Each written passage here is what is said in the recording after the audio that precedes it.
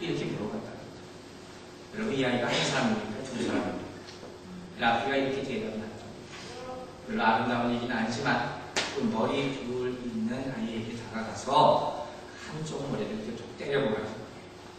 그래서 둘 다 찡그리면 한 사람, 한 사람은 찡그리는데 다른 한 머리는 웃고 있으면 두 사람. 이렇게 대답합니다. 이건 무슨 의미인지 알겠습니까? 공동체라는 것이 무엇입니까? 이 공동체라는 것은 한 지체가 아파할 때 같이 아파하는 것입니다. 여러분, 다시 한번 돌아보시기 바랍니다. 혹시 이 가운데 누군가가 지금 아파하고 있지 않습니까? 어떤 이유라도 아파하고 있지 않습니까? 혹시 나로 인하여 아파하고 있지 않습니까? 그러면 그것을 버려두지 마시고 단 한 명이라도 내가 비록 잘못한 것이 없다 할지라도 그를 찾아가서 위로하십니다. 그럴 때 하나님께서 더하시는 축복이 있는 줄을 믿으신 여러분들 되시기 바랍니다. 여러분, 오늘 이 순간부터 여러분의 인생을 다시 돌아보시기 바랍니다. 이제까지 내가 막 쉬고 사는 인생을 살았다면 지금 이 순간부터는 나눠주는 퍼주는 인생으로 바꿔지기를 주님의 이름으로 축원합니다. 여러분 잘 아시는 동방박사 스토리죠. 동방박사. 이제 크리스마스 다가오는데 이 동방박사 이야기 어렸을 때 아마 교회 앞에서 많이 했을 것입니다. 이 동방박사에 관한 전설들이 많이 있습니다. 이 전설 가운데 하나를 제가 소개합니다. 우리가 일반적으로 동방박사 얘기하면 동방박사가 3명이나 이렇게 얘기를 하는 경우가 참 많아요. 그래서 사실 동방박사가 3명인지 4명인지 확실히 알 수 있는 방법도 없습니다. 이 전설에 따르면 동방박사가 3명이 아니라 4명이었답니다. 그래서 이야기인즉슨 3명의 동방박사가 이제 예수님 탄생하실 줄 알고 베들레헴으로 떠나고 나머지 1명의 동방박사가 그 소문을 나중에 듣고 그 동방박사를 찾아서 갑니다. 물론 그 사람도 3개의 보석을 준비해가지고 이 사람을 따라가는 거예요. 근데 이 마지막으로 따라갔던 사람 이름이 알타반이라는 사람입니다.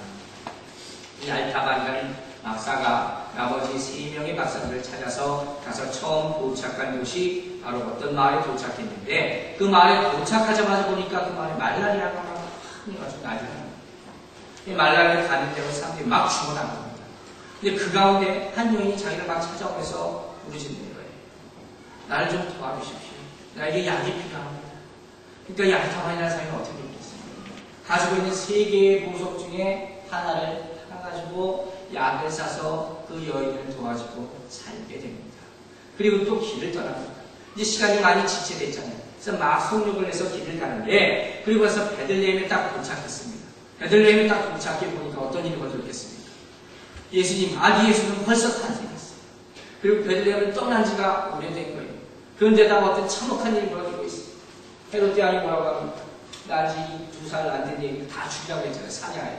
그래서 끔찍한 일이 막 벌어지고 있는 거예요. 그걸 멀리서 이렇게 숨어서 보고 있는데 그 가운데 어떤 로마 병정이 어느 여인의 아이를 뺏어서 죽이려는 모습을 발견하게 됩니다. 그것을 보고 또 이 알타반이 어떻게 했습니까? 마음이 또 흔들립니다. 그래서 가가지고 2번째 보석을 또 병사에게 주면서 그 아이를 살려내게 됩니다. 그래서 생명을 또 하나를 구하게 된 거죠. 그리고 나서 또 길을 따라가는 거예요. 이제 애굽에 예수님 아기 예수가 있다는 얘기를 듣고 애굽으로 향하여 갑니다. 애굽으로 향하여 가서 아무리 가도 찾을 수가 없어요. 예수님도 벌써 애굽을 떠났어요. 이 사람은 어떻게 생각하겠습니까? 야, 나는 왜 이렇게 되는겨? 내가 아무리 노력해도 예수님을 내가 만날 수는 없는가 보다. 이렇게 포기합니다. 그러면서 그때부터 방황하고 정처없이 세월을 보내게 되는데 무려 33년이라는 세월이 흘렀어요. 그래가지고 그 사람 나이가 70이 되었다. 이 나이 70이 다 돼서 예루살렘으로 다시 알타반이 돌아옵니다. 이 도착해서 딱 보니까 어떤 소문이 들리는데 예수 그리스도라는 분이 이제 돌고다 언덕 위에서 십자가에 못 박혀 죽는다 하는 소문이 들린 겁니다. 그래서 이 알타반은 마지막으로 힘을 냅니다.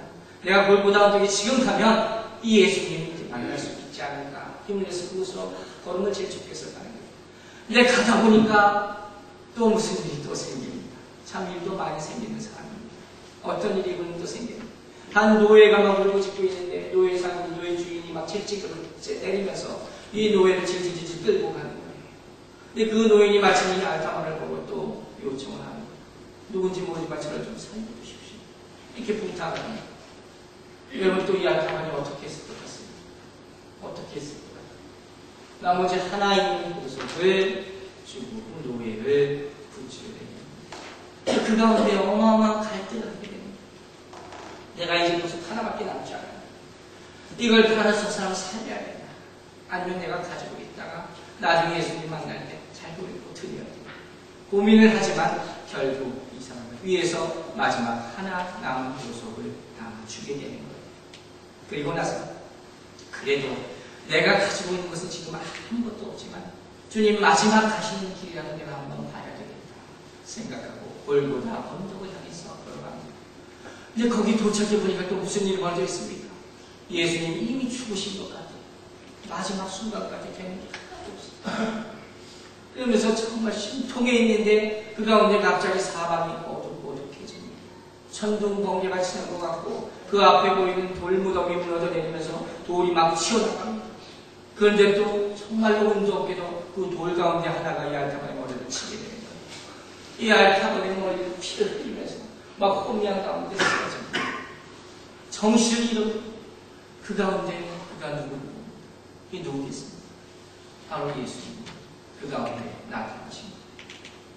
알타반은 말합니다. 주님, 내가 주님 앞에 가지고 올 곳이 이제 한 가지도 없습니다. 무슨 명목으로 내가 주님을 뵐 수가 있겠습니까? 이와 같이 말합니다. 그런데 그 대답을 들으신 우리 주님께서 알타반에게 이와 같이 대답을 하십니다. 제가 읽겠습니다. 아니다. 내가 죽일 때 내가 먹을 것을 주고 목마를 때 마시게 하여 나그네 되었을 때 영접하였고 벗었을 때 옷을 입혀 병들었을 때 돌아보았고 옥에 갇혔을 때 와서 보았노라. 이제 나와 함께 나그네 가자. 마태복음 25장의 말씀입니다. 여러분은 어떻게 생각하십니까? 내가 가지고 있는 것 누구를 위해서 사용하고 있습니까?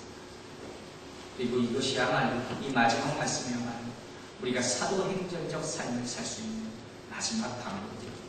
즉 나의 필요를 생각하기보다 먼저 하나님의 영광을 위해서 내가 가진 것을 쓰라 하는 그런 말입니다. 여러분 오늘 나눠준 주보를 한번 보시기 바랍니다. 두 번째 페이지를 보시면 우리가 중보 기도 내용이 있습니다. 항상 제가 전했습니다. 그 중보 기도 내용 마지막에 보면 우리가 월드비전이라는 단체를 통해서 돕는 관계의 일이 나타났습니다. 여러분 기억하십니까? 모아, 수아리스 이와 같은 아이들을 우리가 돕고 있다는 사실 여러분 알고 있었습니다.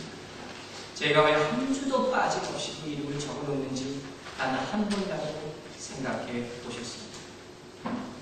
사랑하는 생명길 성도에 우리가 그 아이들을 찾아갈 수 있는 그날 우리 교회는 비로소 사도의 행정적 삶을 살 수 있게 될 것입니다. 이때를 위해서 기도하시는 일 없는 것이고요. 이때를 위해서 준비하시는 일 없는 것이고 그래야 하나님께서 예비해 주신 더 큰 축복을 누릴 수 있는 우리 모두가 되기를 주님의 이름으로 축원합니다. 기도하겠습니다.